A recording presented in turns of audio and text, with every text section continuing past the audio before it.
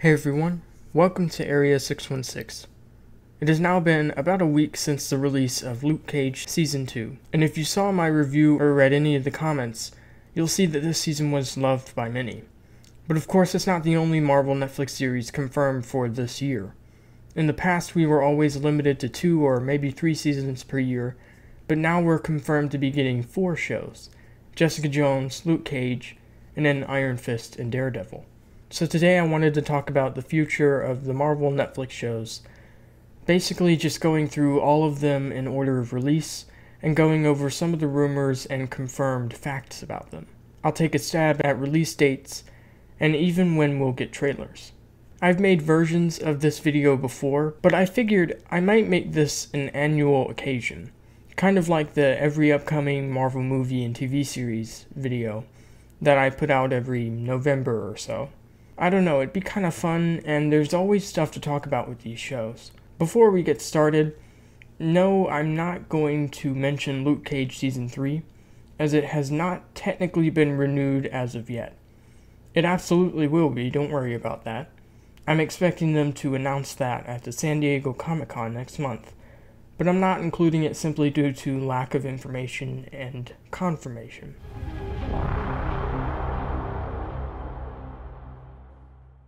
A couple of weeks ago, I would have listed Daredevil Season 3 ahead of Iron Fist Season 2, as that was the order I expected them to be released in, but recent reports have changed that. Although Marvel Studios is sadly sitting this Comic-Con out, Marvel Television is picking up some of the slack. On Thursday, July 19th, there's a panel for Iron Fist Season 2, which pretty much confirms it's next in line. It is reported, though, that there will be a surprise guest star on the panel as well, who I imagine will be someone from the cast of Daredevil. Their presence does confirm a couple of really cool things about Iron Fist Season 2. A report came out not too long ago from a reliable source that claimed to reveal some big stuff about Iron Fist and Daredevil's next season. For Iron Fist, he said that the season would be shorter than the others, with only 10 episodes instead of 13. That's incredibly relieving to hear. It's something I think all of the Marvel Netflix shows should learn from in the future. This guy reportedly has seen part of both of these shows, and he said the shorter season really helped it be much better than the first season. He says the choreography is leaps and bounds better, the Daughters of the Dragon steal the show, and a couple of other mildly spoilery stuff. But it sounds like everything he said is true, which means we could finally be on the path to redeeming Iron Fist. Especially if that one episode of Luke Cage Season 2 is anything to go by. If I had to guess though, I'd say that Iron Fist Season 2 will likely hit this September. I'm going to say on the 7th. I imagine we'll get the full-length trailer and date announcement at the San Diego Comic-Con next month, on July 19th.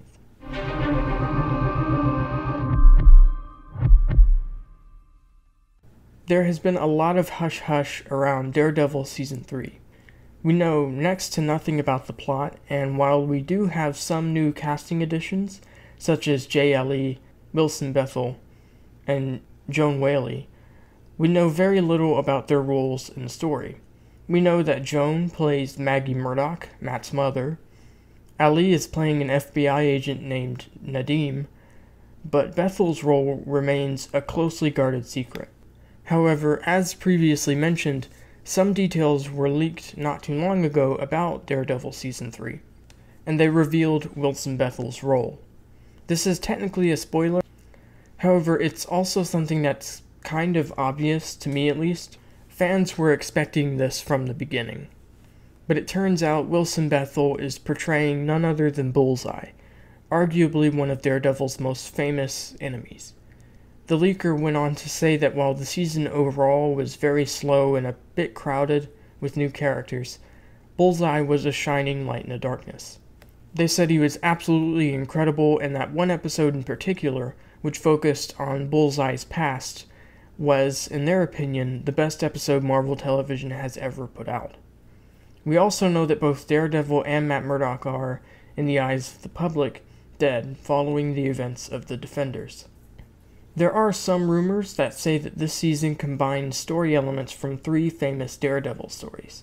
Born Again, where Fisk returns and systematically dismantles Murdoch's life, The Murdoch Papers, where Daredevil's identity gets leaked to the public, and Guardian Devil, which featured a huge showdown between Daredevil and Bullseye, which, spoiler alert, resulted in the death of Karen Page. Who knows how much of this will and won't happen in Daredevil Season 3, but this season will undoubtedly change Matt Murdock's life forever, whatever direction they choose.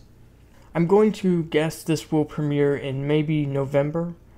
I also believe they're going to hold on to the release date like they did with The Punisher, so we might not know the release date until the New York Comic Con at the earliest. But I feel like we might get a short teaser in September alongside Iron Fist.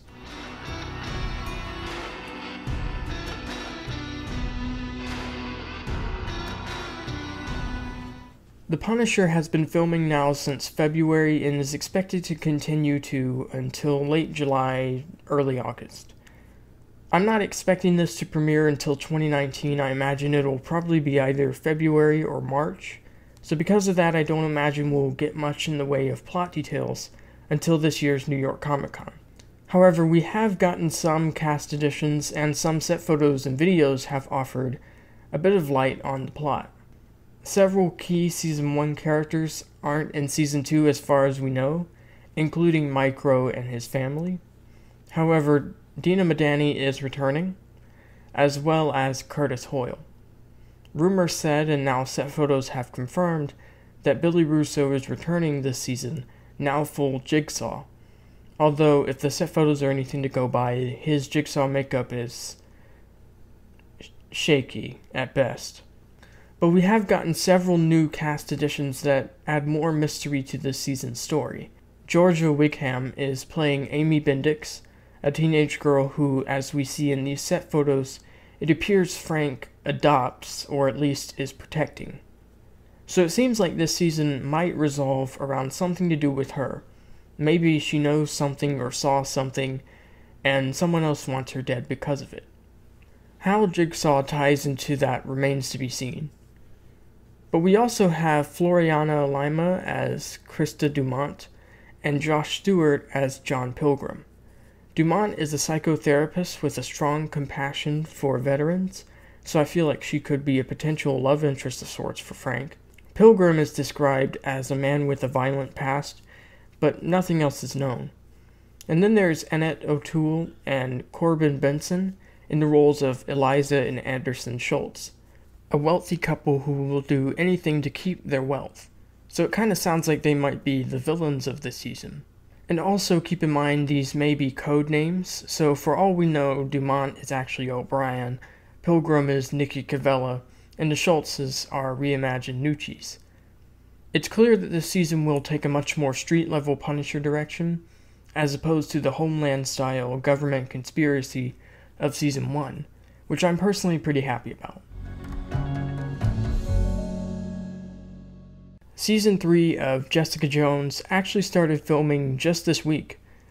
I imagine it'll continue to do so until about November or so. Because of that, I'd expect a June or maybe July 2019 release.